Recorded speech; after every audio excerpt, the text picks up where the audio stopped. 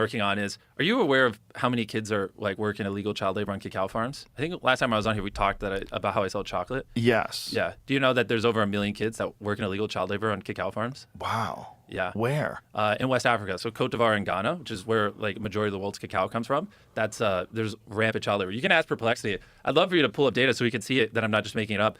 And when I think when I last came on here, it was right after I started a chocolate company, and I had no idea like how bad it was. And the last few years, I've been trying to figure out how we can build our own supply chain where we can actually get kids out of illegal child labor. And it's like really, I don't know if you're interested in it, but there's like a lot of stuff I'd love to share on that. No, that's very cool. Yeah. So basically, if it just ask Perplexity, how many kids work in child labor in West Africa on cacao farms? Right here, 1.5 to 1.8 million people or children. Yeah.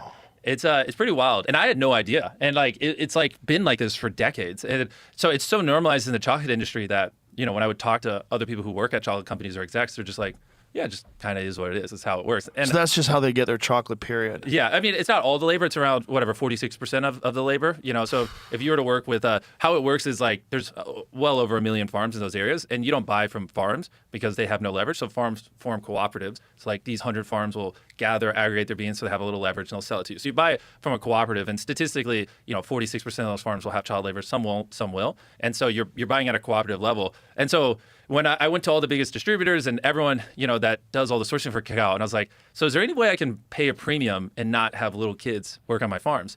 And it literally didn't exist. And I was just so mind blown. And it really was frustrating because it's not even, did it not exist? Like no one really seemed to like even think it needed to exist. I was like, you guys, like these are kids. Like you have no issue making billions of dollars in profit on little kids working on the farms. It was like a very weird thing. So that's crazy. So that's most chocolate? Well, majority of the world's cacao, as you saw, comes from West Africa. So I mean, holy shit, man. Yeah, I know. And so that's what I'm thousands of hours deep into this. And so I met a different company called Tony Chocoloni, who is like a reporter who started talking about this. And wait a minute, his name is Chocoloni? Tony, but the chocolate brand is Tony Chocoloni. Oh. They did ethical sourcing, and I spent a lot of time learning from them. And like I've just been on this journey with Feastables. Is how can we ethically source Feastables cacao? And so we actually, this is a fun thing I've never said publicly. So we started working with certain farms, but then I started around 7 months ago a big case study where we went to 5 villages that the average child labor there was like 45%. So 45% of the labor on the farms in these villages was illegal child labor.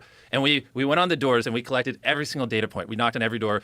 There's around 10,000 people that live in those 5 communities. We knew everything from the child labor rates to school attendance to everything. And then throughout the last few years, we've just been collecting tons of data on why kids work in child labor, how you get kids out of child labor, which most of it comes back to poverty. Big Chocolate pays farmers so little that they just can't afford to not use children. So part of it is there's this thing called a living income reference price, which looks at like the cost to actually live there, and you just guarantee so we guarantee 100% of our farmers that will pay a living income reference price. And then we work with fair trade, which the cooperatives I was explaining to you, sometimes they're not democratically elected, right? So you can pay more money, but if the cooperative is like someone skimming off money or taking it, it doesn't flow through to the farmers. So we go through, we make sure it's complicated. It's like, I thought this would be an easier problem to solve. This is a multi-year journey for me. But we go to the cooperatives, which again is just a collection of farms that pool their cacao so they have more leverage, so you can't take advantage of them. And we make sure through fair trade that they're democratically elected cooperatives, so the farmers actually get the money. We pay a living income reference price. And in exchange for doing those things, they have to let us audit and remediate the child labor on the farms. And so in this 5 village case study that we did, there's around 10,000 people living in there. And about 7 months ago, there's around 550 kids that were in illegal child labor in those communities. And so then we started taking over sourcing from there. So we started doing our sourcing principles and paying the farmers living income reference price. Fair trade came in, started paying the premium. And now 7 months later, we just got the initial results after we did our check-ins. And some of the communities, we were getting so many kids out of child labor, there literally wasn't a school because kids just worked on the farm. So like some of these, we literally built a school so they could go to school, because the goal isn't just to get the kids out of child labor, it's also to get them an education. So they're not, because if you grow up only working on a cacao farm, you have no education. So then you're basically doomed to working on it your whole life, because you don't know anything else, right? And so we just did our recent wave of check-ins where we knocked on all the doors, checked school attendance and everything. And so 7 months ago, it was 550 kids-ish, roughly, in illegal child labor. What do you think it was now, basically 6-7 months later?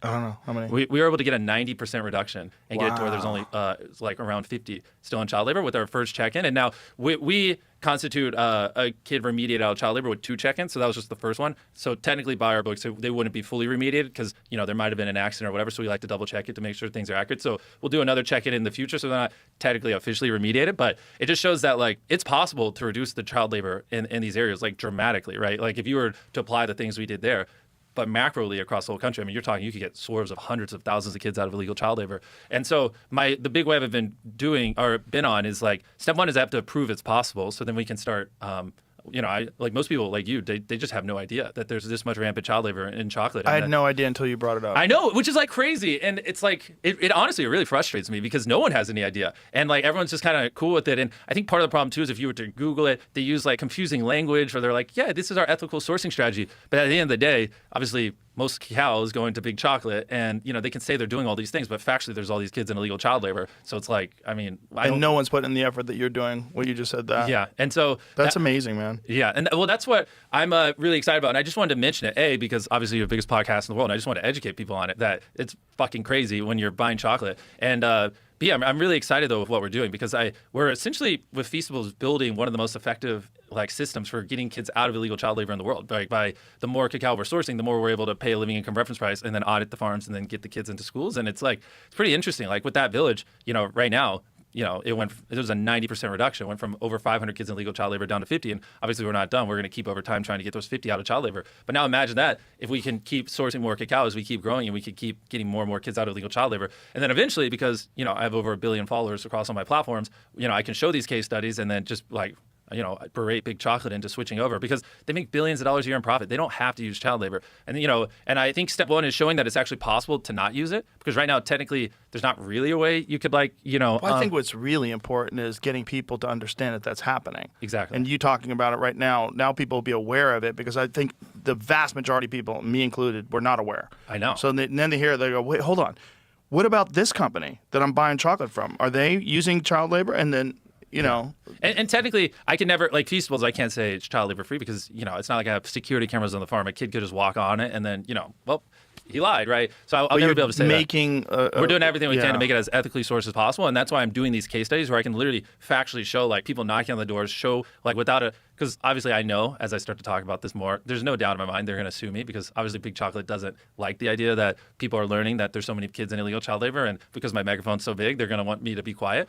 But in a perfect world, they'd hear these messages and they would have a soul and be like, you're right. We shouldn't make billions of dollars in profit off the back of little kids. Let's just put a little bit of the money towards getting the kids into school and putting people that aren't kids on the farms. And so ideally, that's what comes of it. We'll see in the long run. But right now, I'm just really focused on building these case studies and really showing like in depth exactly how they could do it. So then hopefully they just come around to give them the avenue to go, oh, we just didn't know. This is cool. We'll start doing it. I mean, because technically there isn't really, like, all these chocolate companies are so old. Like, technically the people who built and grew it, like the founders, they're dead, right? This is 3rd, 4th generation people. Like, some of these people have never built a business from ground up. So maybe you could give them a little slack and be like, they just don't know any better. And it's a problem they don't know how to solve. Fuck them. They know. I mean, they know. They have to know. I'm trying to be cooperative because in a perfect world, if we could get them all to switch, I mean, maybe force their hand. I mean, maybe just making people aware of it will help force their hand. If I wasn't the biggest YouTuber in the world, if I were, here's a crazy sentence that I do believe to be true. If I stopped caring about this issue and did nothing, then the 1.5 million kids in illegal child labor, I guarantee you it wouldn't change at all. Like, it wouldn't change at all in the next 5-10 years. Like, who else? Look at how many kids are in illegal child labor in West Africa on cacao farms. Okay, we're back. All right, we're back. Big Chocolate sent it an attack. Yeah, we've had this issue. You're good. But listen, man, it's just another example of that you're an awesome guy. And the fact that you don't just care about money and you really care about doing the right thing and that you've decided to do this is just another example of why you're great. Thank you. Well, and I wanted to educate people on that. And another thing I think is a thing that people should hear is, especially in America, do you know that, I mean, it's probably not going to surprise you, but 40% of food that's produced in America ends up getting thrown away? I have heard that. Yeah. And so a lot of what we've been doing is working with working with nonprofits and setting up essentially like so many stores and restaurants just throw away perfectly good food, or like they'll have things like if something's like within a week of being expired, they just toss it out because whatever. But it's like it's perfectly edible. There's literally nothing wrong with the food. And we've been just setting up like mini. There's a 501c nonprofit called Sharing Excess who crushes at this, and we've been funding and building like these small logistics hubs, like one in New York. And we've been through them, and then also our food banks. We've been able to distribute over 40 million meals to people in need across America. And instead of like buying food and taking and storing and distributing it, just taking food that would have been thrown away but is perfectly fine and perfectly healthy, and just figuring out how in a couple of days to just get it to food drives or people in need. And that's another thing too. Illegal child labor and cacao and that are like two things that I feel like people should just be aware of, because it's a very solvable thing. You know what I mean? Like if you work at a retailer, I'm sure a lot of people here do, that throws away perfectly good food because they're like, they never want to run a risk of something being bad on the shelf, so they'll preemptively throw it away. Just call a local nonprofit and be like, hey, every week we tend to throw away food around this time. Come pick it up. Like little tweaks like that is like so simple, but would feed so many people in need and save us so much money. And I feel like it's kind of a no-brainer. And I've literally seen it in effect. Like we're opening up another facility that, over the next 12 months should be able to distribute around 10 million pounds of food. So whatever that is, maybe like 7 million meals. And it's like just taking food that would have been thrown away. And it's kind of like mind-blowing that in America, like more people aren't aware of that, because it's a very solvable thing, to be honest. I think there's so many people that are only concentrating on what's going to make them money. And of course, yeah. It's very rare that someone like you thinks about greater good and actually puts a lot of effort. But in this case, that one doesn't even cost you money. We're just talking about instead of putting it in a dumpster, put it in a truck. But the effort to well, maybe one of you, if you're a Walmart or I don't even know, but some random store owner listening to this, just consider it. Don't throw the food away. You're an awesome guy, Jimmy. Thank you. Thank you for being here, man. It was really fun. I really appreciate it. Yeah, bro. Congratulations. And we got to make the zombie show. We'll do it. We're doing it. Yeah, I think we should do it. I'll handle all the work and stuff, but you got to think about it some more too. Yeah. I'm gonna bounce this around because I got excited. Yeah. I think there's something to it. Next time you see me and Joe together, it's going to be fighting off some zombies. All right. Sounds good. Thank you. It was awesome. Thanks for having me. Oh, my pleasure. Thank you. Bye, everybody.